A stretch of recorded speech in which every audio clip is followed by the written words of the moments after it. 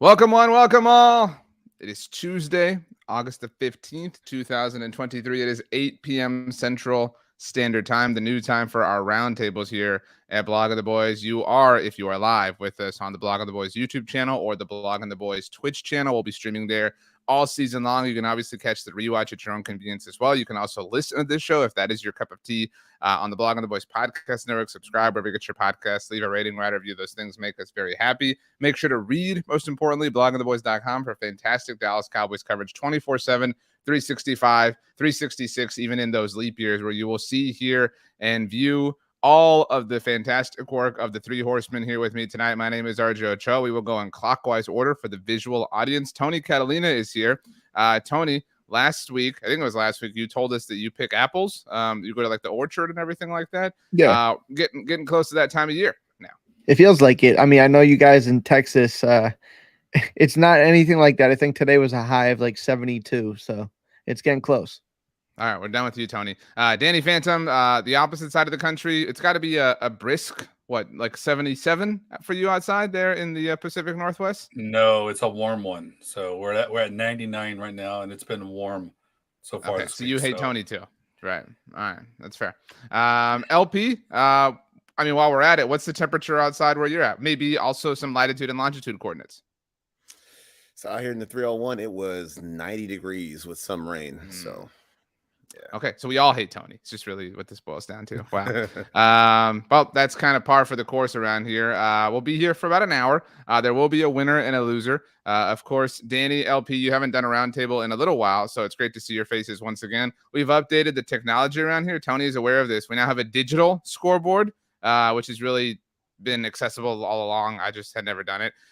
So we'll be updating the score throughout the night. You'll be able to see kind of where you stand. Tony almost won last week.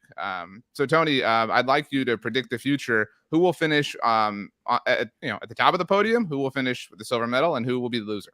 Wow, that's a tough question. Well, I'll say LP wins. Every time he comes on here, he kind of steals the show. Danny will go second, and like usual, I'll bring up the rear. LP, is your microphone gold? I mean, if so, that's a positive sign. It has like a hint of gold, at least from my vantage point. Yeah, I mean, I won't make a big deal about it, but yeah. No. Okay, well, that certainly bodes well, I think, for your chances here tonight. The Dallas Cowboys played their first preseason game a couple of days ago at this point. Really does feel like old news now, especially with Zack Martin's return and Zeke Elliott's news now following Tony to the upper right quadrant of the country. Tony, I know your dog's name is Zeke, and the fact that you live in the Boston area has got to make for a really awkward situation for you when you have a couple of dinner parties this fall. But that's your cross to bear. That being said, the Cowboys will be in your neck of the woods, Danny, this Saturday, super late kickoff, 9 p.m. Central kickoff, so 10 p.m. for the rest of the East Coast. It's going to be a late night. It's going to be some coffee, some Monster energy drinks, some 5-hour energies, whatever the case may be. General thoughts as we head into Seattle. Danny Phantom, you first. Well, I'm just excited to continue to watch the plethora of players that I've just been basically observing and re-observing and trying to get a sense crushing of crushing, or just maybe some of my not so favorites too, and but just trying to get a better sense of how this roster could shape out. This is one of my favorite times when we finally get to see some action. So there's just so many players that I'm just interested in watching and evaluating and trying to figure out how this new Cowboys team is going to shake out. LP, maybe we're all just drinking the Kool-Aid a little bit too much. It does feel like the vibes are very, very good, very strong across the confines of Cowboys Nation right now. One of my takeaways from the Jaguars preseason game, and I wrote this in my stock report, was that nobody really lost their job, right? I think we all have favorites, kind of like Danny said, and maybe lesser than, like Danny said, but like there's no player that we're all like, that dude stinks, that dude sucks. Like normally there is kind of, the runts of the litter, but those aren't existent right now. I feel like everybody held serve last game for the most part. Like you were where you were. The only guy that might have kind of hurt himself was Davis, but I feel like it might have been Dowdle, I'm sorry, but he got that back with the fumble. So I think that's kind of where the fumble, the kick return kind of got his way back in the game. But I think everyone kind of held serve, even Will Greer. I was thinking about Will Greer as well. And I think he had like a good second half of the game too. So I don't think anyone really hurt themselves big time. Maybe the guy who has to work himself back into a conversation just to kind of stay where he is. Like if I picked out the one bad thing, might have been Eric Scott, who had a rough game. But I feel like everybody kind of stayed, even kill where they were. Like they didn't lose anything for the most part. To your point, even Eric Scott had some currency to play with. You know what I mean? So it's not like nobody is in the red. Like everybody's still in the black, kind of, so to speak. Tony Catalina, Rico Dowdle did have the fumble, but did bounce back. Kavontae Turpin had the fumble. That was kind of a no-no. And maybe Turpin is in that box of dudes who, we don't really want to talk about it, but didn't have the best showing in the preseason opener. Yeah, I mean, he, it's funny. Like looked like he had a good return, right? Then it gets punched out, and then the end result's all that matters. So, for the fact that he was even out there is a surprise. But yeah, you're right. You felt like you were playing with some house money. There's guys that have done really well leading up that in practice, and in Oxnard, and then some of the guys you expected to play well played well. Like for example, I came into this game thinking like Damone Clark is going to be a stud. Everybody we talked to, Nick Harris, Kyle Yeomans, all said that Damone Clark was going to be, someone to watch out for. And I'm by, the end of series 2, I'm like, this guy doesn't need to be out here anymore. I feel like he's already figured it out. He's done what he's needed to do. So there were a lot of positives that came out of this game. And even some of the negatives are just things that you can build and grow from. And nothing really was too sharp in the negative, like you mentioned. Solid first answers. LP 10 points picked up in that first round. Danny a deuce, appropriately so. Tony, I mean, that happens when you go last. So just kind of is what it is. That's okay. It's a long game. Nobody freak out. A lot of room to grow. A lot of room to potentially wither as we move along. I think you all made strong points. I want to get to something that I haven't really seen anybody discuss, and I'm not doing it for that reason. But look, we're all fans of Deuce Vaughn. Right. Like I actually kind of think like I know you've all seen the people said is anybody saying he's too small anymore? Like does that take exist? Because that kind of feels like a straw man argument at this point. Like I don't know anybody that is like legitimately rationally saying he's too small. The proof of concept is there. Everybody acknowledges that Deuce Vaughn is awesome. Is the Deuce Vaughn hype getting a little bit out of control, Danny Phantom? Like we've been Rico Gathers had a monstrous preseason night in Los Angeles once upon a time. Like we have to be careful not to fall down the wrong side of the slippery slope. Yeah, I don't know. I mean, the issue about Deuce being too small really can't be determined in one preseason game because really you got to see how he's going to handle the wear and tear. And when he takes some actual some big licks from starting NFL linebackers and more of these. Certainly, I think it's a great start for him. He shows that he can get away from people, and that's a good thing too. But I still think, I mean, I wasn't completely sold on Vaughn. I'm more impressed with after what I've seen than I was before. But at the same time, I'm still tapping those brakes, and when it comes to what he can give in the grand scheme of things. Kevin has given you 5 points, Danny, for the wear and tear thing. We put Kevin's comment up kind of going along those lines. LP, I'll tee you up here. Rex says, why do I think we are way overrated? That's kind of where I'm at here. And maybe this is just like my like self-protecting myself emotionally, right? Because this is the year. Like we've we're Charlie Brown going for the field goal attempt for the 100th time in a row. And so I'm just kind of scared to believe at this point. But it does feel like the national consensus is kind of starting to come around on the Cowboys now, especially with this Deuce Vaughn thing is like the latest, bit of, catnip for them to kind of scoop up and take. So that being said, like, do you think we are seeing a little bit too much love in this department? It's who's loving you too hard, right? Because I feel like when we went through the draft boards in April and we talked about the guys we wanted late in the draft, a lot of Cowboys fans wanted Deuce Vaughn because the ties are already there. We have the ties of his talent. He's kind of a different type of player out of the backfield, different archetype of size. Plus, we have the familial tie to Chris Vaughn in the scouting department. Right. So those dots were connected way back in the offseason. Now that we're here as to where we are, the guys who called him small, I don't think it was a lot of fans. The fans negated the size. The fans wanted the player all the same. They wanted the talent either way. And not to be rude or whatever, but I was kind of like, when you were kind of talking about him, I was looking at my phone. I was like, who does he remind me of size-wise? Could we say too small? Because everyone talks about, oh, yeah, he's just like Darren Sproles. Right. I was thinking about a guy from a little bit before that. If you guys remember, Danny might know. You remember Quentin Griffin? Yeah. Oklahoma running back, same number, kind of similar size. I'm like, he wasn't too small to play in games and shake ankles.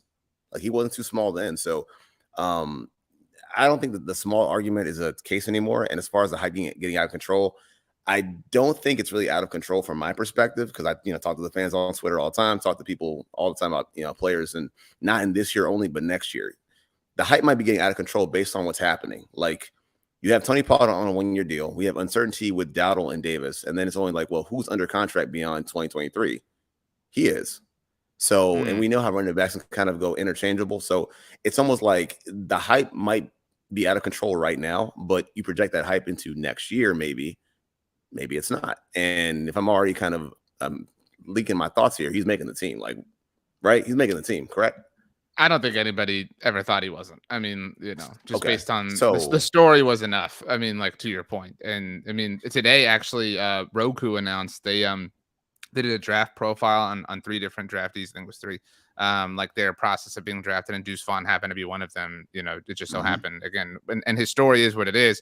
And Tony, like, the Chris Vaughn element does have some, like, did you know Antonio Gates played basketball in college quality to it, right? Like, it's this thing that, like, no broadcast can ever ignore.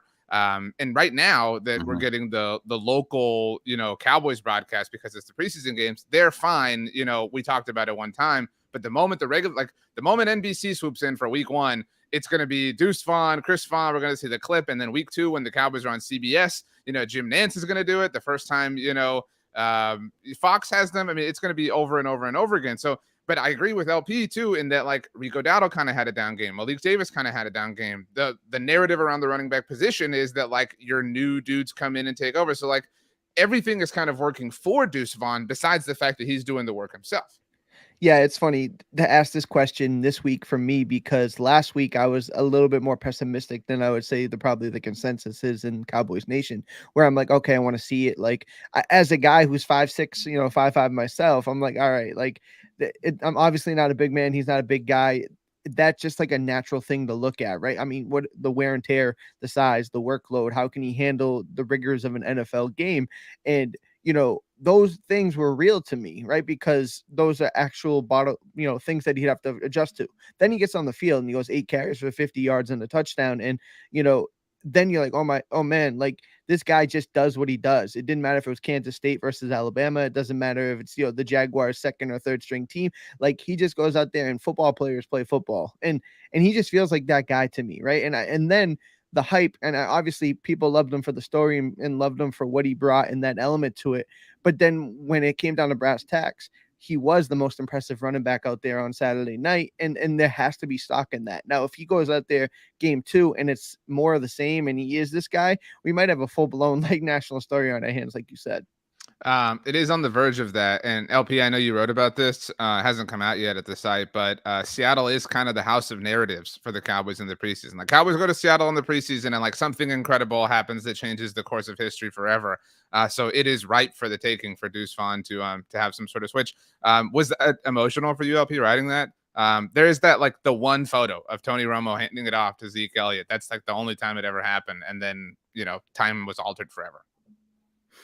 I think that's kind of what it is. Like, my recollection as a Cowboys fan through, like, I'm from the 301. So not until I became almost a near adult did the game kind of expand for me from coast to coast with the coverage. So seeing them, like, back in 06 on national coverage, and then the game that was DeMarcus Ware, it's just Seattle and the Cowboys, that city has this magic to it for the Cowboys. That just seems to happen, or, in the opposite direction. But during the preseason, it seems to happen. So we have the stories of DeMarcus, Tony, Dak. It just tends to happen. And if there was a guy who's right for the picking to make it happen, to make himself known to everybody, and as you said before, it's a 10 p.m. game on the West Coast, so we're the only show in town on Saturday night of all nights. It just seems like the Deuce Vaughn game. It has Chris Collinsworth there the next day interviewing him for his storylines for week 1 in the Meadowlands. It just seems too perfect. And I also want to say this real fast, because I don't want to get too ahead of myself. With the hype getting out of control on Deuce Vaughn, I get that he's there for Chris Vaughn, and that's the story. But let's not get it twisted, though. He is writing his own story. He's not he's not a scholarship kid. You know what I'm saying? Like, he's definitely writing himself into that book. So I give him that. And is the hype out of control a little bit? it's opportunity. It's a preseason. We've all had our Philip Tanners of the world, our Lance Dunbars of the world in preseason. It's a natural occurrence almost every single August in Dallas. But man, Lance Dunbar had some regular season moments. That was a bit of a slight against Lance Dunbar. Also, slow down. We'll get there. The Romo playoff game in Seattle, that was a Saturday night as well. So the fact that it's a Saturday is very strange. That game, people forget, that was Miles Austin's kickoff return back when he wore number 14 before he switched to 19. So, Danny Phantom, do you remember why Miles switched from 14 to 19? No, I do not. It was because Brad Johnson joined the Cowboys to back up Tony Romo, and he had worn number 14, obviously. So you don't see a lot of quarterbacks rocking number 14 anymore. Kind of a forgotten lost art, So it is what it is. But Danny Phantom, while we're on the subject of, like, I guess, tearing dudes down that we've elevated for the last few weeks, are we buying too much into Jalen Tolbert? And I say that the day that Jalen Tolbert had this stupid Michael Jackson, leaning moonwalk, whatever you want to call it, catch at Cowboys practice. Like this hype might, if Deuce Vaughn didn't have the story like behind him and the national kind of like I think Jalen Tolbert would be ahead of him in terms of, the hysteria, the hype, whatever. Jalen, I mean, there are people who are writing off Michael Gallup entirely as the third receiving option on the team because Jalen Tolbert exists. Yeah, no, and I don't think we are buying too much of it. I think that, he's turned a real corner, and I think, we've learned our lesson with as far as what we hear in camp and then how it translates when there's actually, real tackling going on. And, we're seeing that now with Tolbert, and I think the story adds up. Everything tracks, all the talk that we've heard, you can see it, take place on the field. Like if you look at a player like Jalen Brooks, for example, also having a really good camp, and people were starting to pencil him in as making the team and stuff. And then look what happens in preseason. Has a couple balls that are, not quite on target, but he just can't come down with them. So, there's a big difference. And I think that with Tolbert, he has great college tape. We don't know what went wrong last year, but you have another year of development, and he's doing everything right. And I'm super excited about him. And, I don't know about stacking him with Gallup. I mean, it's who knows? So we don't know. But all I know is the Cowboys are going to have some really nice weapons. I mean, they're going to have 4 really good receivers, and a lot of this is going to be attributed to this year 2 jump from Mr. Jalen Tolbert. Tony, Kevin offers, yes, everyone is buying too much into Tolbert. Yes, he had the touchdown, and yes, he is better than last year, but he also had a huge penalty. Let's see here. Rex says that penalty was the poop emoji. Tony, are you willing to believe? Like, you know what I mean? Like, actually, based on your tweets, Tony, I think you've got a lot of stock in Jalen Tolbert. You've paid some premium price as of late, but it feels like you're further in here than you are on Deuce, and some of that might just be the positions they play. No, you're absolutely right. I mean, I was excited last year, and obviously he made a lot of us kind of eat our words with our excitement last year. But this year, he's done a 180, in my opinion. I'm really excited about the prospects of it. Now, I can keep it in perspective and say it's a wide receiver 4, and we got 3 guys in front of him that I'm comfortable to say are going to have more productive, seasons or are going to have a bigger impact. But, just to see his growth from 1 year, to understand that last year wasn't his expectation or what he wanted it to be. And he took that challenge and he met it on head on there. So, for me, it wasn't even about the touchdown. It's not even about like the training camp. It's just like he just looks comfortable. You can see the confidence in him. I had mentioned last week that Dak Prescott seems to be, force feeding him at times in practice. It's just they're trying to build that rapport, and it just fits naturally. And the biggest play for me, I know they're talking about it in the comment section about the penalty, but that catch he made on the sideline with the offensive pass interference, to me, I don't even care about the result of that. It's the fact that he was able to go and make like a big time NFL catch like that. I mean, he got the feet down, made a great grab, and the result of it is kind of not what I'm concerned with. He's showing signs of growth, and I don't think that we're buying too much into the hype. I think we're just reacting to what we're seeing, and what we're seeing is really encouraging. It was really nice that he had the touchdown after, because I think you're right. For a little while, I was like, oh, the only thing we're going to be able to say all week is like, I don't care that it was a penalty. The like physical process of what he went through is what really mattered the most, and it would have been annoying in that sense. LP, are you willing to embrace Jalen Tolbert, or are you going to kind of bring everybody back down to earth here? It does seem like we're a little split here-ish on Jalen Tolbert, but he might be, like, to be very clear, we all agree he's better than last year, but all due respect, like that bar was very low. I mean, you know what I mean? Like, and that might be why we're so wildly impressed. Yeah, I think that's what it is. You know, that's what it is for me. I think we were so low on him. Me myself, like I was low on him, like really, really low. I went the extra step to like making memes after the penalty. Like I went kind of hard on it, and for me to see his growth, it is encouraging. And you're seeing traces of the improvement and where he could be in the next year or so. But we're buying it too hard, or we're buying the hype too fast because look at what's in front of him. You got 3 really good receivers that on different teams. Like I know Cooks anywhere else is a 2, like no lower than 2. A healthy Gallup is a 2 stat. CD is elite number 1. You also have to factor in our tight ends. You got 3 very good tight ends. We're talking about like the camp he's having. Well, the undrafted transitional tight end, Stevens, having great camp as well. Like there's a lot of talent who's having great camps out there. The running backs as well. I just feel like when the season starts, because it's all about when the season actually starts, where does he fit into the pecking order? As a number 4, that's great, and I like what that is, but what exactly is going to actually make the hype make sense? Like, what's a reasonable assessment of the hype? How many yards? How many, like, 500 yards, 400 yards as a number 4? Like, what exactly am I looking for hype? Like, that's kind of where I'm at. So I'm not down on him per se. I'm just down on what we actually expect him to do, because I think we had higher standards last year. This year, statistically, mine are just about the same based on what's in front of him. So I can't buy that hype necessarily. I think we might be just a year early on his development for hype-wise. It does.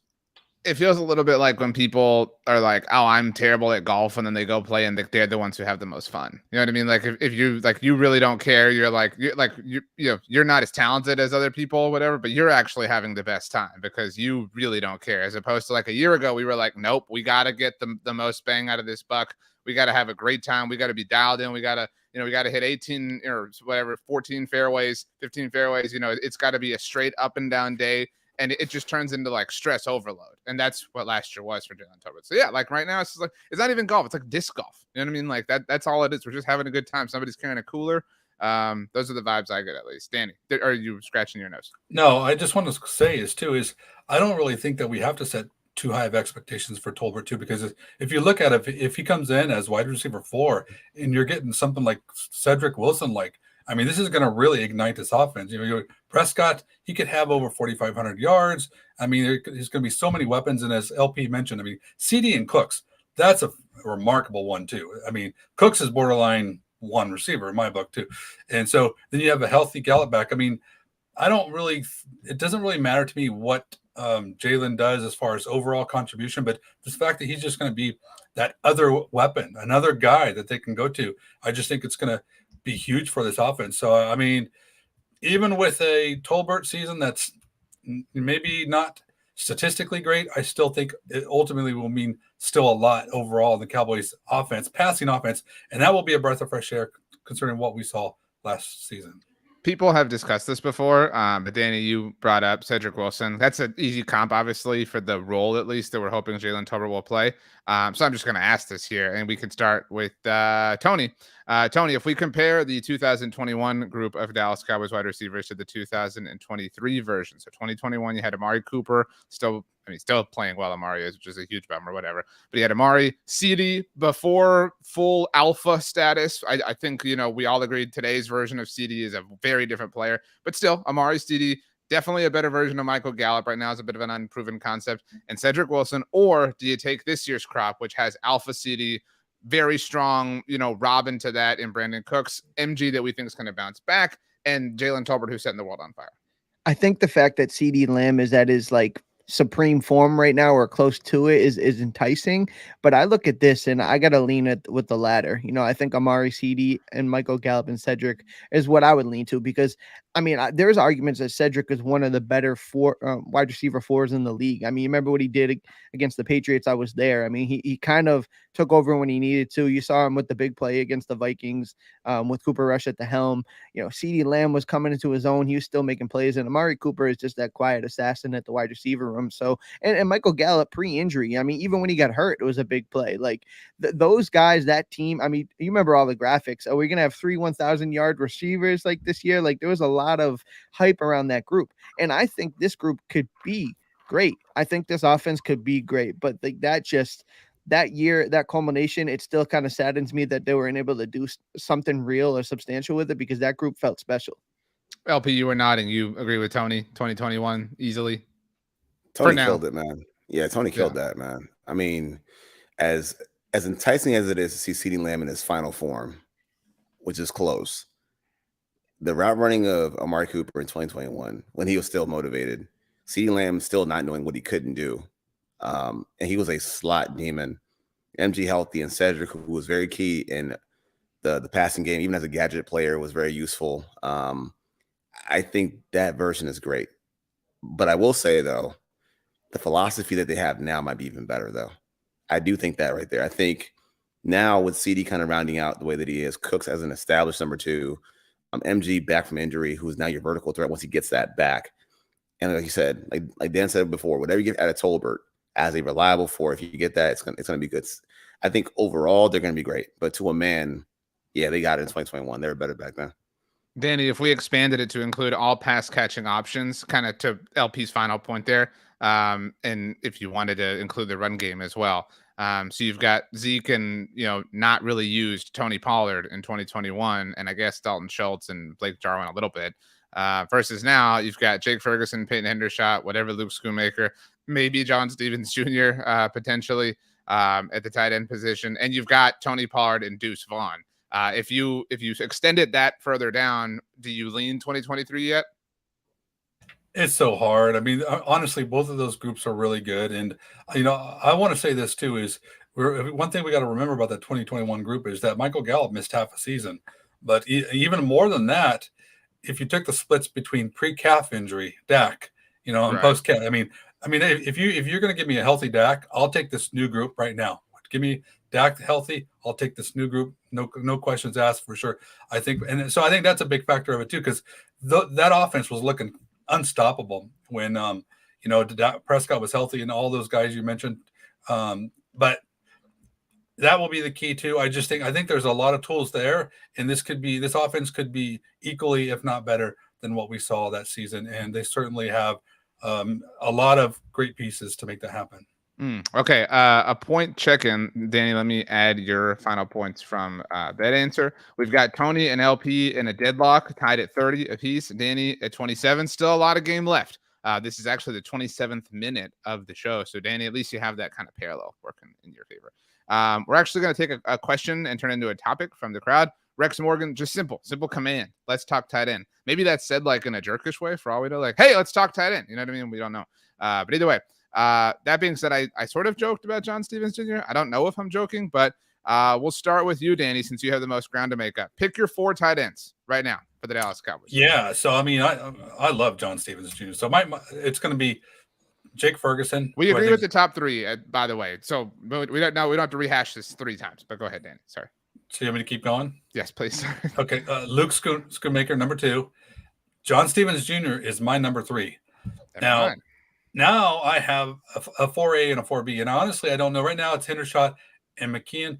But it really comes down to what the Cowboys need overall as far as what they need from their tight ends. Because John Stevens, he's a receiver. But how far along he comes in his blocking could basically determine which direction they go. If they need more blockers, McKeon's going to have an edge there, even though not the greatest performance from him on Saturday. But Peyton Hendershot is officially not safe in my book. Great player. We loved him last year, but I do think that the new undrafted free agent is coming looking for a job. And so that's how I see it. Very excited to see more John Stevens Jr. Also just want to see how well he comes, as a blocker. Both Schoonmaker and Stevens Jr., I believe, sprung Deuce for that big run too. Great blocks.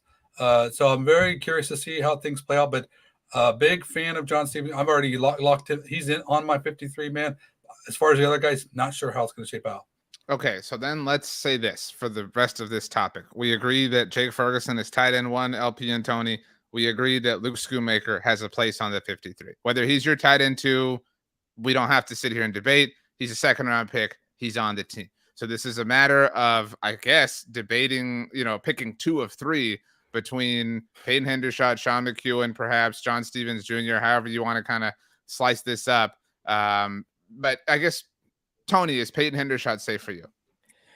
I would, you know what? I think he's as safe as he possibly can be. I mean, What a John cop-out answer. I'm taking away some points. Come on, Tony. Hang some onion here, What dude. does that even mean, Tony? Yeah, what? Well, He'll exist in this universe at some point. I'll put it like this. I think John Stevens is that guy that we hype up every year that like with no way we can sneak him past. He's no way, he's not going to get picked up. I could see him. I mean, realistically, if he's out there and Hendershot's out there, it's like the no tight end blocking package, right? Like there's none of these tight ends are going to block. He's a converted wide receiver. He's doing a lot of good things, but I could see him because what it's going to come down to is if they keep 4 tight ends, the debate to me is really Sean McKeon or Hunter Lepke. I mean, who's going to do more special teams things?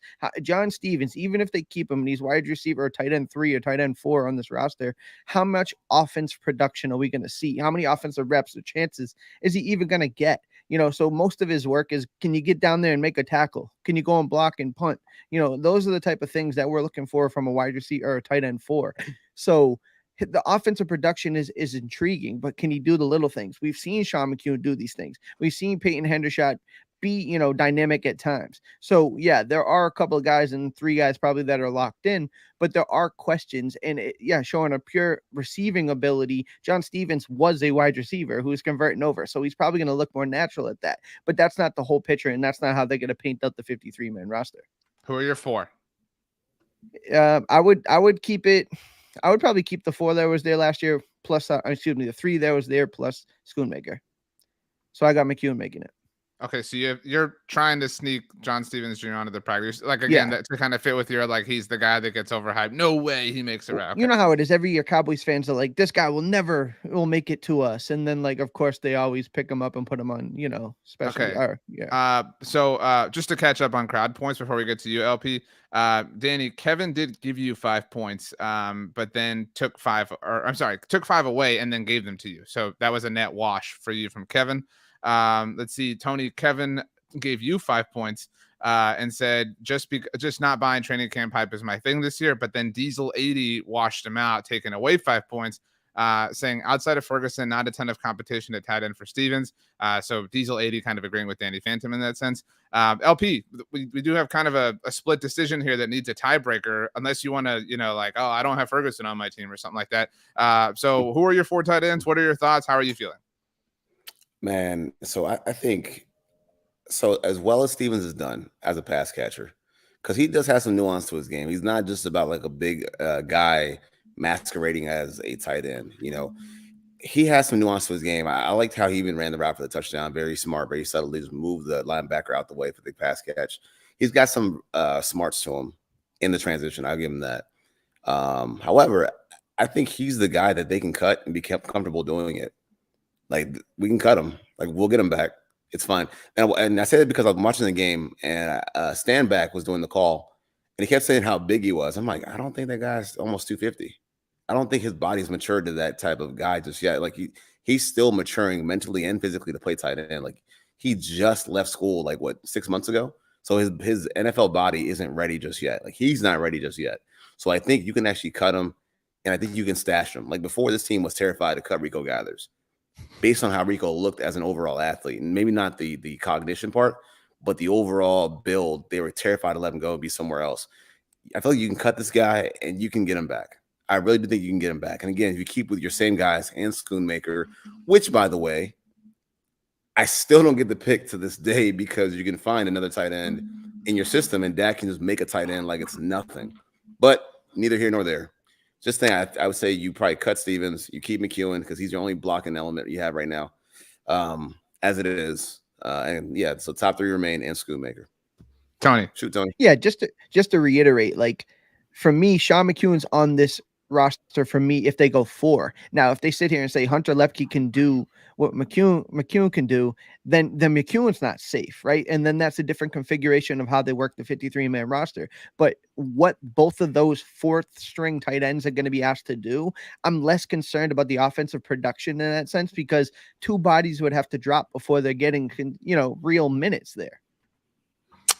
Danny, I just want a quick thing too. You're talking about Stevens Jr. maybe passed away. Remember, McKeon actually got released. He did not make the roster, and so initially he went to the practice squad. So I think, to me, he's more of a guy that they can get away with cutting and potentially bring it back, because you want to protect the athletic upside guys, which is what Stevens has. And McKeon's just more of a guy that he's a workhorse. Do it, he fights for his spot. But I do think that that path is more likely to be a smarter way to go than to put John Stevens out there, similar to what they did with Hendershot last year. Is they kept him because of his athletic upside. He's more at risk at waivers versus a player like McKeon. And I think the same will apply with John Stevens too. Especially another thing too is, Hendershot, there was he made a little bit of noise too, but you got to look at John Stevens as he's making noise in camp. But he comes out and plays the way he did in his first game. Honestly, I think Luna Wells is just a tight end wizard, because he's just constantly making these undrafted players really good. And Stevens is the new one, and I really like what I'm seeing. And I just think he's too risky to let him get away. So a couple of comments that I really like. Some made me laugh a lot.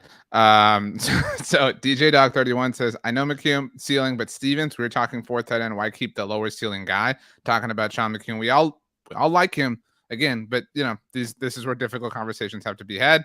Let's see here. Lamar said that John Stevens Jr. is better than Dalton Kincaid. Remember that when that was like a problem? Like it was like, oh no, are these guys going to draft Michael Mayer in the first round? So thankfully, that is. I know LP, you're bummed about the Schoonmaker pick, but like again, it could be worse. Mozzie Smith could not be here. Let's see here. DJ Dog 31 says we cut Stevens. He is gone forever. Lamar says McEwen over Stevens Jr. That's a mistake. And Danny, you picked up 5 points from Kevin. You picked up 5 points from Lamar. I've just seen you've picked up 5 points from Headhunter. And DJ Dog has given you 20 points. That feels like a little bit much. So I'm going to relegate that down. I'll call it 7. So that's 12 more that you have picked up from the crowd. Danny Phantom with a commanding lead at the moment. Tony, I had to take some away that you picked some back.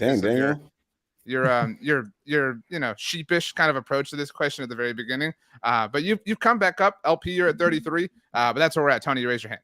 Yeah, I just, when I look at John Stevens, right, and I look at maybe the position as a whole, and I'm trying to think of this construction of this roster, like the things that I want to see more from him is the special teams role. It's that third phase. Like, yeah, he has upside as a wide receiver or tight end option, or a pass catcher, but how can he help this team right now? If you pick John Stevens up or you keep him on the 53-man roster, like that's a move for the future. And I think that's fine. And we see people and teams make that move all the time.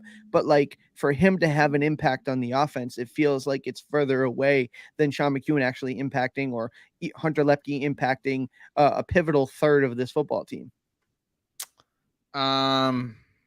I gotta say, I agree with Danny. I think you guys are acting scared, LP and Tony. Like let's live a little. Let's get the pepperoni and the meat lovers. You know what I mean? You guys are like, well, they have a salad bar. Like that's how y'all are treating this thing. Like it's stupid. Danny, good for you. I'm proud of you. Let's see here. DJ Dog 31 says McEwen is not so valuable on special teams to let a tight end mismatch walk out the door. That's a great point. You guys have a lottery ticket in your hands, and you're like, yeah, but we have this dollar bill. You know what I mean? Like it's not this like, massive alternative that you're, oh no, we have a tight end that can block to a fine degree. How will we ever find that ever again? So it happens every year. Every year there's one of these guys. Receiving tight end. Yeah. Look, man, we can convert any wide receiver, give him, in and out or Whataburger and tell him to bulk up and go catch some balls. Like, wow, that's innovative. How many basketball players have converted? Like, it's we talk. It's funny because we did have the. He's talking about me, Tony. That's cool. Yeah. That's fine. Anybody could do it though. Like we've seen it time and time and time again. So, are we terrified to let go a 4 tight end at the bottom of the roster because you can't find another one with Dak? With Dak? Well, look, I don't like saying this, but Dak has missed time 3 years in a row.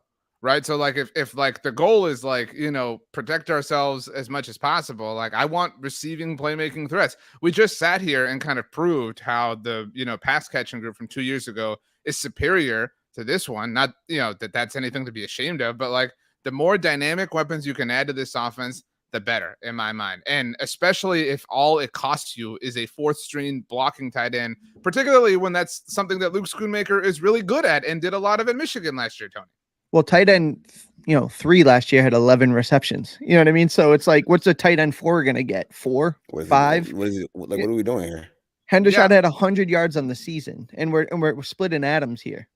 I think you're splitting Adams in the name of keeping Peyton Hendershot and Sean McEwen. You want to keep one? Fine. That's cool. Danny and I will give you one. You know what I mean? Flip a coin. You can have either one, but we need one of those spots. That's my point. I mean, it's fair. Like I said, I like what he's been doing. I just get nervous. How the same way that people felt. Quit being nervous, Tony. Be brave. Pound that chest. You know what I'm saying? I'm just nervous. There's gonna be one of those guys where, like, I don't know. You know how it goes. Every I'm year just nervous we're going to let a generational athlete who can catch passes from the tight end position walk out the door. Who didn't get drafted. Yeah, well, how about this, though? The Cowboys are constantly they're constantly playing it safe and going after these Sean McKeons, the Jeff Swains, the blocking tight ends and stuff. That's fine, and that's super important. But it's also really nice to actually have a tight end that can actually make a difference in the passing game, too. So I would like to have one of those. So 2024. 2025. Who would you rather have, Tony? Sean McEwen or Darren Waller? You for real? I'm asking you, who would you rather have? Darren Waller. Obviously. Yeah, that's what that's the prospect of what he's you're Darren looking Waller at. now? He's got that kind of ceiling. You know what I'm saying? Like that's Yeah. Who would you rather have in New England? Would you rather have Hunter Henry or Jonnu Smith? Not today, but like 4 years ago. Like who would you rather have? Yeah, I get it. The better player. The guy with more upside you would want, but at the same time, like you should tell John Stevens that. I'm sure he'll love to hear that. You guys can go play your Army Navy style football and your 13 personnel. Danny and I are going to go hang out with Kellen Moore on the blue field. We're just going to throw this thing 60 times a game. That's how we're going to rock. So how many, what would a stat line be? You say this is a successful offensive input for a wide receiver or a tight end 4. If he gets blank, I'm happy. Is it 10 receptions? Is it 11? Why does it have to be anything? If the threat of it exists, that's what matters. I mean, if the option exists, that's like saying, you have to add like a Camaro to your garage that already has like 14 sports cars. How many miles do you have to put on it to make it worth it? None. But I had that option and it was really nice. Danny. Would it be nice to just have Dak throw touchdowns to like 12 different players? I mean, I don't care if his stats are hardly nothing, but if he's just another weapon that can sneak out, and get a red zone touchdown, I mean, how can you not be happy about that? No, I'm all for touchdowns. That's I'm cool with that. Trust me. Doesn't sound like it. But we're talking about a guy who we're talking about a guy who might not even get double digit receptions like in a normal scenario. How many is Sean McEwen gonna have, Tony? But that's not his game. John Stevens is so you want wide receiver, you want tight end 4 to be Darren Waller. So that's what you want. He's tight end 4 today. You know what I'm saying? But like the future of Jake Ferguson is not promised. The future of Luke Schoonmaker is not promised. You know what I'm saying? Okay. I want to stash a guy. Contract, though? Aren't so they? Danny wants to stash a guy. I mean, Danny wants to use him this year. Is it what's more possible to either one of you? I guess because y'all both hate John Stevens Jr. What's more possible? I say that. that John Stevens Jr. catches 30 balls next year for the Cowboys with like 5 touchdowns, or that Sean McEwen is like PFF's 6th best blocking tight end of the year, and we celebrate that. I'm just talking about roster construction, right? Jake Ferguson caught like 30 balls last year, and you guys wouldn't even allow me to call him a good or a bad good player, So Jake Ferguson caught 30 as tight end 2. If John Stevens caught 30, I'm assuming he's rising up the depth chart. But if you're looking at this roster, and I'm sure John Bones Fossil is probably the one leading the conversation with, like, I need guys that can do this part of the job too. I understand that the upside is high, and he's definitely a better athlete, and he's probably without question already a better receiving threat. But that's just not how teams are built. That's how they're built in fantasy football, and that's how they're built in Madden, but that's not how they're built in real life. Kevin has offered you 5 points, Tony, for the jab on the good player, on the good, bad player, good comeback. That was a little confusing, but Diesel has taken away 5 points from you and LP. Says these other tight ends are just as unproven as Stevens. What's your retort to that, LP? So are we saying I got to ride this out then? If I'm already in the red, Diesel, hey, I feel you in some way.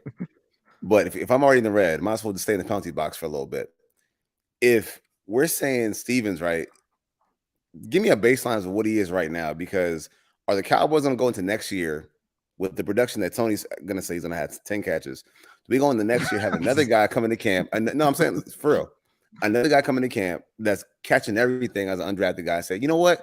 Nah, we can't keep this guy because we got John Stevens. They're not going to do that. Like, they're not going to do Well, that. it sounds like So, Hendershot this year with Stevens this year. Like Hendershot was undrafted. Fine. Hendershot was I'm Stevens super last fine. year. And like, Yeah. and how So big of we a just cost can't is it keep to move doing on it? from Hendershot now? Nothing. That's what I'm saying. So wait, like, how big of a cost is it to move on from Stevens now either? If we're going to do the same thing next year.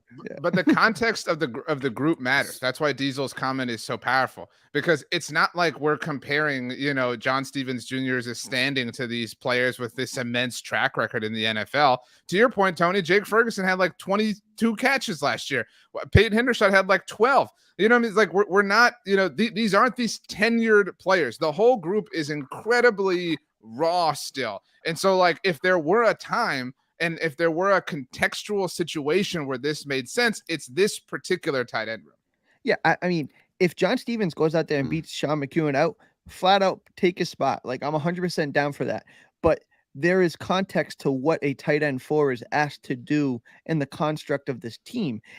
His first role, his second role probably isn't to be a target for Dak Prescott. That's not what he's going to be called upon in 80% in a scenario where the wheels aren't falling off in the tight end room. So yes, I understand he may be a stash for the future and they may love the prospects of it. And there's teams with that. And we've done that in the past, but like, this is a championship caliber football team. I'm not afraid to say that. I don't think anybody is really at this point.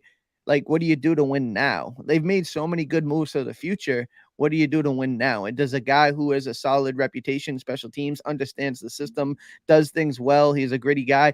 It doesn't even have to be Sean McEwen. Just find a guy who can do the things that they need to win now. Danny, land this plane, and let's get the hell out of here on this subject. Yeah, thanks a lot, Rex, for this question. But you want us to talk about tight ends? So, I think that there's a lot of good points made, and I'm a McEwen fan, mind you. I like him too. So if they end up going McEwen, keeping him and letting Hendershot go, it's not going to hurt my feelings. But I want to say this too: is our top 2 tight ends, they're drafted, they're blocking guys. I mean, that was the thing that they did in college. That's why the Cowboys were enamored by him. So we got 2 good blockers already. So give me that other guy that's going to just get open in the seam, just a little bit different, mix it up with, just make this offense just where they can beat you in so many different ways. So, and honestly, the start that Stevens has had, I just think he's just a little bit higher trajectory right now than what we even saw from Hendershot last year or any of the other guys that we've had over the years. So that's why I'm high on him. I think he just would fit really well with this offense. The score to this point, you guys have 1 round left, but I mean, you know how like when somebody's got like a 12-shot lead, in the Open Championship, they get like going on engraving things. Tony, you have 33 points, LP 35. You guys lost some at a certain point. Danny, you have 60 points. So you've almost lapped them. Danny Verstappen here on the roundtable tonight. So we'll see if you can fully double up your competitors here tonight. How are you feeling going into the final question, Danny? You know what? The fans love John Stevens. That's how I feel. Tony, do you feel like this was actually I'm sorry, but Lamar has offered 5 more to Dan. So just that being said, Tony, how are you feeling? Yeah, it is what it is. I'm coming up the rear, and I'll find a way to make it respectable. LP, you are not as close to getting lapped as Tony. I mean, you're not far off, but you know what I mean? Like this might truly just be a like don't be the slowest person sort of thing for you, LP. I mean, in this case, Dan, you're like Steph Curry, man. You can just rest him for the 4th quarter. You can sit out. You're good now. Tony, I'm really sorry. I'm sorry, LP, to interrupt you. Kevin has revoked 5 points from Tony, saying that is not the right player name to pander with. So, okay, that's where we're at. But you know what? Points in this next round are worth triple. So maybe that's where things are made up. And because this is the most vague net I can cast, it was the least amount of work I wanted to do. What questions do we still have outside of tight end, I suppose? Heading into Seattle, LP, you can have the floor first here. What question? You don't have to necessarily have it get answered on Saturday night, but what questions, viable questions that you still have about this team, what are they? So the one thing I think that's gone kind of unnoticed, because we talk about like hype with everybody, because there's so many hype storylines throughout the entire training camp.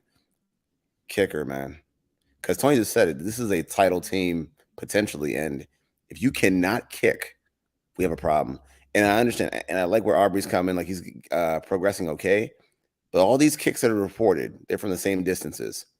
35 yards, 33 yards, 45. I haven't seen not one from 50 plus. Not one. So I got to see whether or not he can kick in that stadium. Give me a long try. Like Maher made the team off a 60-yarder in the preseason. My guy, let's see a 55-yard kick at Seattle with the fans yelling. Like that's my thing as kicker. We got to figure that part out now. Like yesterday, right now. Tony, do you recall the kicker that every Cowboys fan wanted the team to draft that was taken in the 3rd round? Jake Moody. That's correct. Does anybody know how Jake Moody did in his preseason debut this past week against the When you go 0 for 2? Las Vegas Raiders? He did go 0 for 2. I mean, so like this has kind of become my corner. I guess I've inherited it. I didn't anticipate, being on this hill. I kind of think the Brandon Aubrey stuff's a little bit overblown. I get your point, LP. Like, I definitely want some resolution on the subject. Like, that's fair. But I think, and I know you weren't like besmirching Brandon Aubrey, but I do think that like people made a lot about a missed extra point on Saturday last week. I mean, and it's a big thing. Like, I'm not, denying that. I would love for him to have gone 4 for 4, but we're acting like he's this loser. I mean, is that fair to say, LP, that Brandon Aubrey still might be the viable answer? You're picking up a lot of points here, by the way. Well, here's the thing. This time of year, a lot of guys get cut. A lot of vets get cut. And I do think that there's guys out there. For example, I was watching team in your area, Tony, the Pats. The Pats have 2 guys in camp right now, 2 kickers in camp.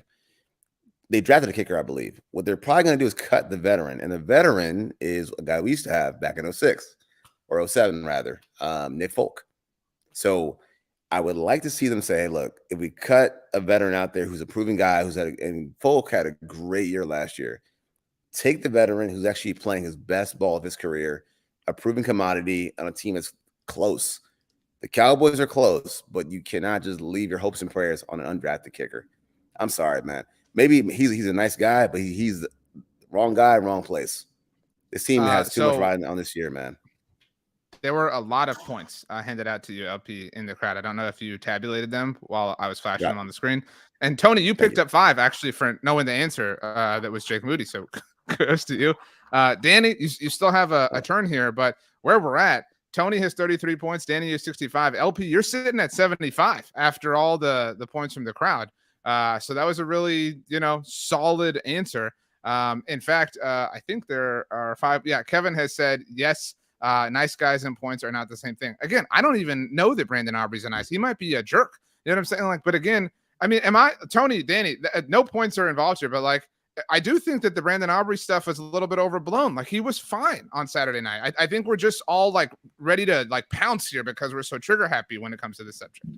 Yeah, I mean, making kicks is obviously important, but he showed strong leg in the kickoffs, which is, we know Fossil and this team appreciates that. But yeah, I think he was very close to being like, to me, instilling like full confidence. Like he kicked confidently, he kicked with a strong leg. When he missed the extra point, I'm like, this is that one thing that just stopped this from being like, a relaxation thing. Like, okay, we might have somebody here, but the team, Jerry Jones, Mike McCarthy, everybody speaks about this guy very highly. So, I mean, I got to read through the tea leaves and listen to what they're telling me. Obviously, he's doing things and impressing them, and they kept him, and he's in there by himself getting some work in. So, obviously, when there's smoke, there's fire here. Danny, Jake Moody, I read in the San Francisco Chronicle, actually said after the game, he was like, yeah, it was fine. I wish I had another one to go out there and prove that it was fine. Like, I would be more panicked about that. Like, you know what I mean? Like, if that was, our kicker, I would be upset that it would be like, well, it was clearly not fine if you really were like dying for the opportunity. So again, like, I don't think it's as bad as it seems relative to the league as a whole, Danny Phantom. I think it's tough to say because honestly, most teams are constantly in the struggle where they're going in week out, and they have a kicker that's that's not one of the greatest, because there's only a few teams that have him, and so if you're not one of the good teams that have one, then you're going to have this all the time. The Cowboys, I like their approach. I mean, they're going after. Last year it was Garibay, and Hyrulahu. They're constantly trying to bring in some guy, try to find and see if they can get somebody who turns into one of those guys. And then if they don't, they just resort to a veteran and just play that game the whole time. And this is exactly what's going to happen now. I don't know how it's going to pan out, because we'll see how Aubrey does, but. Am I a little unnerved? Yeah, but this is the world we live in when you don't have one of the good kickers. So, and if it doesn't work out, then, the Cowboys will just go about their business, bring in somebody else, some veteran, and that will be our kicker. LP. Can I ask you one question, man? Does it concern you guys at all that he's not, and this is my perception of it, and I could be wrong, I feel like he's not being challenged at all by the team. Like, we have our mojo moments, but they're not really adverse in a way. Like, for example, I just to answer that. Yeah. Just pick and pop notes. And today, this is a bad day for you to bring this up. Today, Aubrey was 4 of 4 in mojo moments specifically.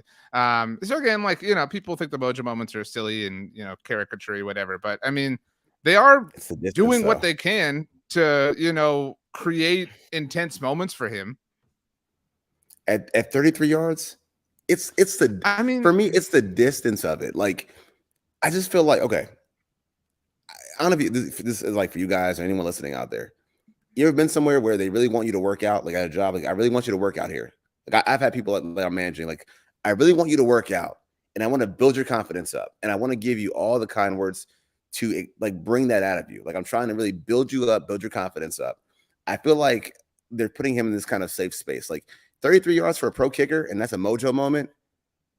Like, I mean, to me, to me, it's a layup. To me, I'm just saying. Well, then what does your mojo moment yards, suggest about your offense? Like, mojo moment, we stalled out at the 35 again. You know what I mean? Like, what does that suggest about the offense that we just sat here and threw flowers at? You know what I'm saying? Like, you can't it can't be both ways. You know what I mean? Like, for what it's worth, Brett Maher attempted 11 field goals from downtown last year, but he only attempted 7 from 50 or beyond in 2018, his first season with the team.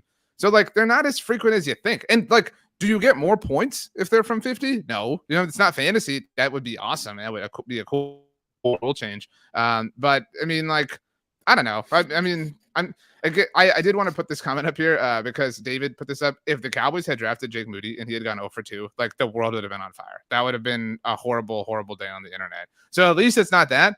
But, I mean, I think Brandon Aubrey's, like, probably LP, like, the 12th best kicker in the NFL right now. And I think that's fine. Yeah, to LP's point, though, I hope they do create some situations in the preseason games where he is challenged a little bit. I would love for him to go up in Seattle and not the easiest environment to play in, and give him one of those 50 plus and see how he does. But it's early, maybe that happens, but I definitely would like to see that as well. LP, you picked up 15 more points in that run. So we have learned from the crowd tonight. You praise John Stevens Jr., you get points. You come for Brandon Aubrey, you get points. LP, you are sitting on 95 points at this point, a few shy of a C note. Tony, let's go to you. What questions do you still have? You have a lot of ground to make up, so we have some questions about you, Tony. This is like me finishing the back 9 just comfortably. I'm not worried about the score. I'm just going out there having a few beverages here. No, but for me, it's the offensive line. Like, Zack Martin's in the fold. That's awesome. But I want to know about the depth here, right? We hear about Josh Ball. We hear about Matt. Well, let's go. Awesome Richards, Chuma Adoga. Like, what's his health situation? When's he coming back? There's just a lot of different variables in this offensive line. Like, we obviously know who the 5 guys are. And if they're healthy, ready to rock, that'll be great if that stays. But that's not, we have to be prepared for the inevitable when it comes to Tyron Smith and how is Terrence Steele going to hold up. And so there is just too many question marks. And I know after first review, like, shout out to Pro Football Focus, a lot of these guys graded out pretty well, right? Some of these guys did better than probably the first viewing of the game made people feel. But at the same time, there's pressure coming, and it was coming from somewhere, right? And who is the issues, right? So I want to know who the depth is. I felt confident in saying that, like, my next guys up were like Matt Let's Go and Matt Farniok. But if you pay attention to the team and the people who are around it, those aren't really the guys they're talking about. Josh Ball is the guy who's like the first up in the inside, and people like in TJ Bass and how they're going to use Tyler Smith if, Tyron Smith gets hurt. So there's just too many questions at a vital position. And we talk about the kicker position being one of those spots where we're too good to kind of mess this up. I feel the same way about offensive line. There's so many weapons and we got so many horses in the stable. Let's make sure the big guys up front are solid and ready to rock so that we don't derail this. It's also the least stably put together. Like the Tyron Smith issue exists. The Terrence Steele still coming back. Zack Martin is literally back, right? Like, we're banking on, I think we feel confident in it, but we're banking on Tyler Smith being a fine left guard when we really haven't seen that, right? Like, again, it makes sense, but still, Tony, you're racking them up. Here we go. David has offered you 5 points simply for talking about the offensive line.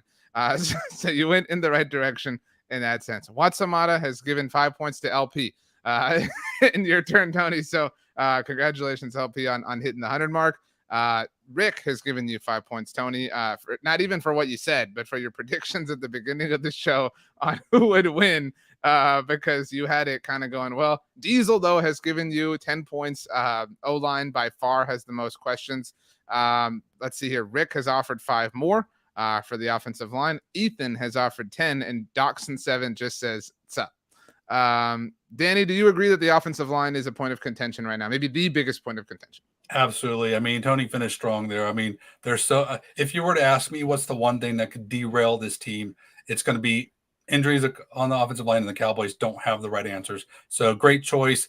Something definitely we'll be looking at, trying to figure out who are these guys. Do we have a swing tackle we can rely on? We got to move people, Tyler Smith around, maybe, and then who's our top reserve guard? A lot of questions.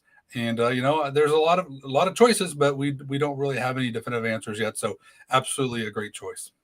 LP, if TJ Bass is a serious, legitimate point of depth, is that a good thing or a bad thing? Because that's where we're at. It's not. It's not, man. It's not. Actually, Tony, you kind of caught me by the blind side. I didn't think about the offensive line, and to your point, yeah, it was leaky. It was definitely leaky. So that could, like Dan said, derail the whole thing, man. Great point.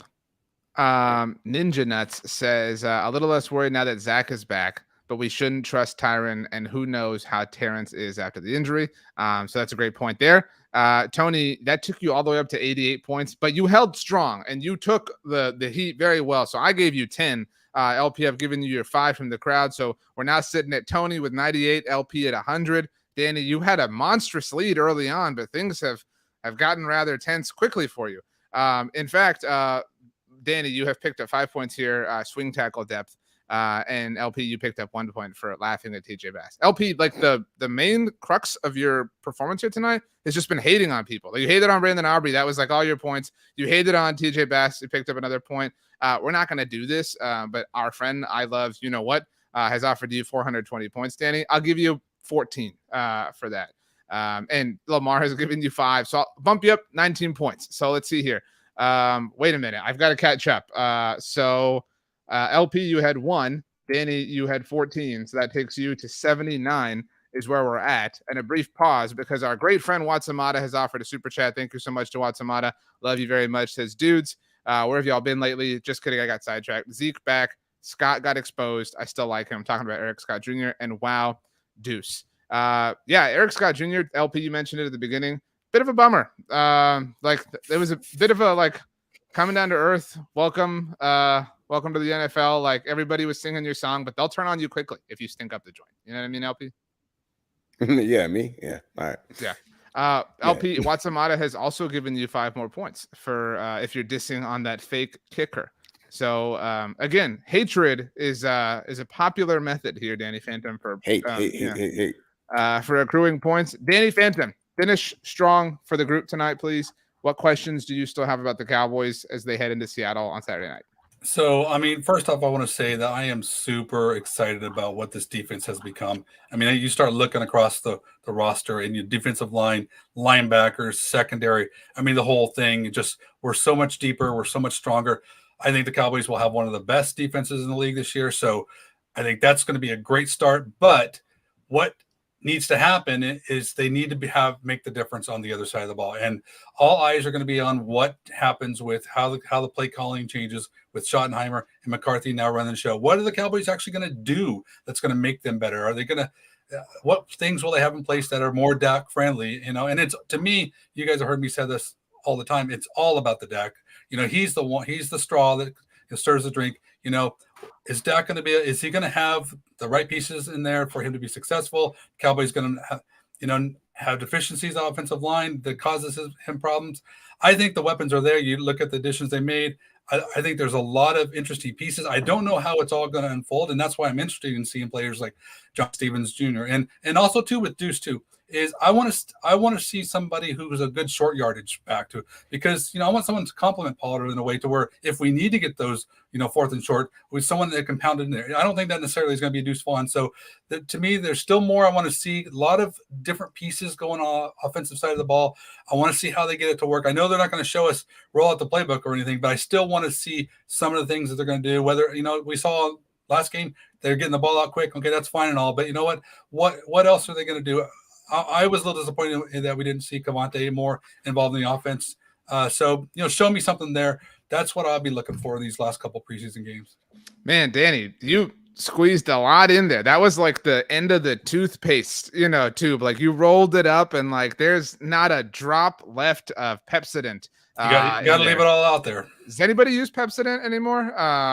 By the way, it's a forgotten. People are all into like these newfangled things. Pepsodent, once upon a time. Kevin gave you, I put every point there for you, Danny, but Kevin has given you 5 points in 2 different increments right now. So that's 10. This is our final moment. If anybody wants to offer anybody else, this is the podcast version of Closing Time, playing at the bar, I guess.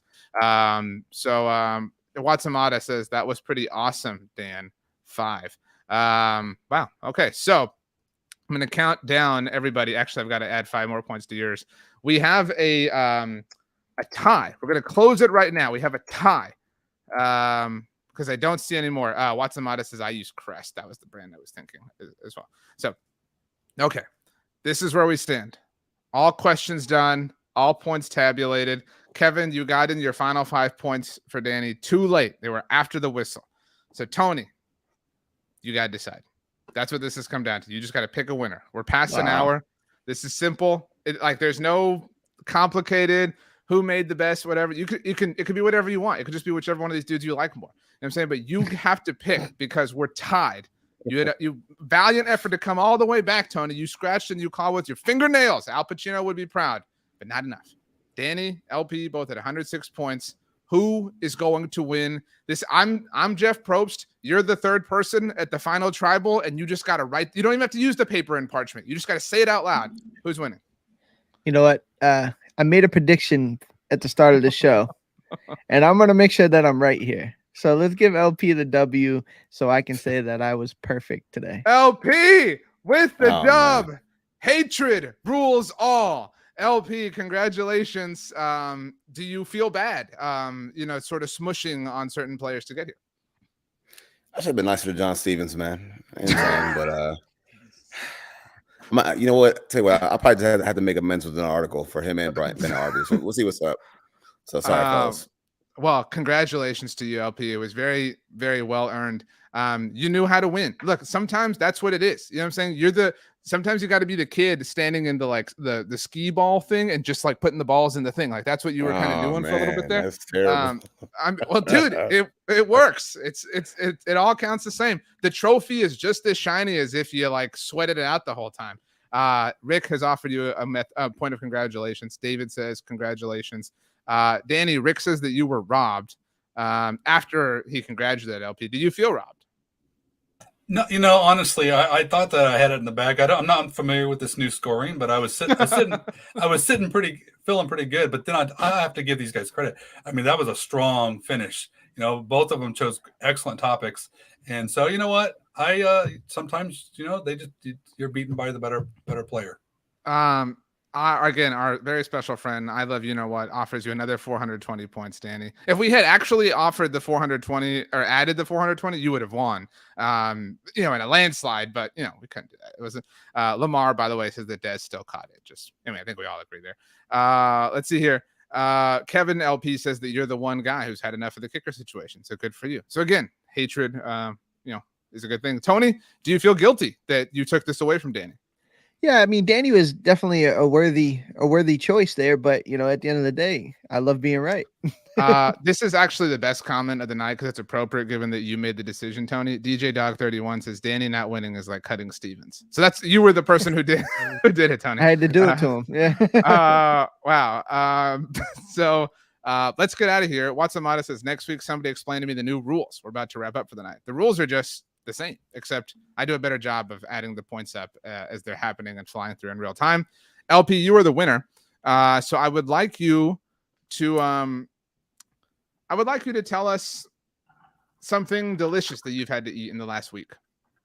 And you can be as specific as you want to be with the meal. You can tell us how you prepared it, but I want to know something that you ate that you were like, holy crap, that was good. That I made? No. It could be, you don't have to make it. It could be restaurant quality, whatever, fast food, even if it just hit the spot the right way. Man, in the last week, maybe 2 weeks, I've been going to the same Indian place down the block. Tikka masala, chili chicken. I've been going in hard on the Indian food, man. I've been there like 4 times last week. So good spot, man. If you guys are ever in 301, man, that's the place to go to for real. Okay. That's well said. And Tony, nobody's Indian food in the panel. Yo.